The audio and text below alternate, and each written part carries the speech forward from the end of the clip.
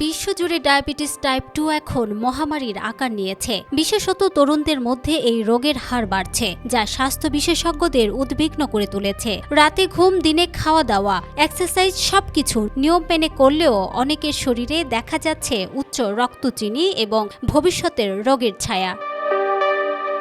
এদিকে ভয়াবহ এই রোগ বৃদ্ধির সঠিক কারণ নিয়ে বিভিন্ন কথা থাকলেও সাম্প্রতিক এক গবেষণায় বলা হয়েছে রোগটির পেছনে অন্যতম কারণ হিসেবে রয়েছে আল্ট্রা প্রসেসড খাবারের অতিরিক্ত ব্যবহার। মার্কিন যুক্তরাষ্ট্রের কেক স্কুল অব মেডিসিনের এই নতুন গবেষণায় দেখা গেছে যুবকদের মধ্যে এই ধরনের খাবারের প্রভাব বিশেষভাবে ক্ষতিকর। গবেষণায় 17 থেকে 22 বছর বয়সী 85 জন স্বাস্থ্যবান যুবককে অন্তর্ভুক্ত করা হয় এবং 4 বছরের জন্য তাদের স্বাস্থ্য পর্যবেক্ষণ করা হয়।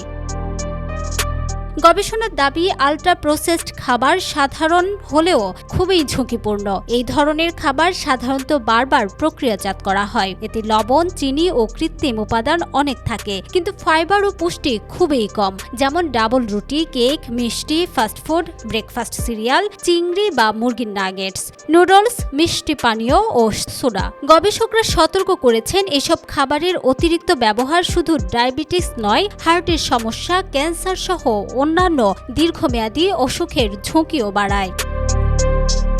গবেষণায় দেখা গেছে যত বেশি আল্ট্রা প্রসেসড খাবার খাওয়া হবে, রক্তের শর্করার মাত্রা এবং টাইপ 2 ডায়াবেটিসের ঝুঁকি তত বেশি হবে। এছাড়া এই খাবারের অতিরিক্ত ব্যবহার ইনসুলিনের কার্যকারিতা কমিয়ে দেয়, ফলে শরীর শর্করাকে নিয়ন্ত্রণ করতে ব্যর্থ হয়। গবেষকরা আরও জানিয়েছেন, মাঝারি মাত্রার অতিরিক্ত ব্যবহারও রক্তে গ্লুকোজ নিয়ন্ত্রণ ও ওজন বৃদ্ধির ঝুঁকি বাড়ায়।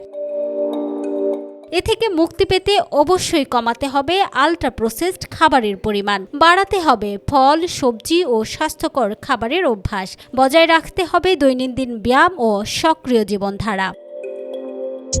News desk, Dhaka digit.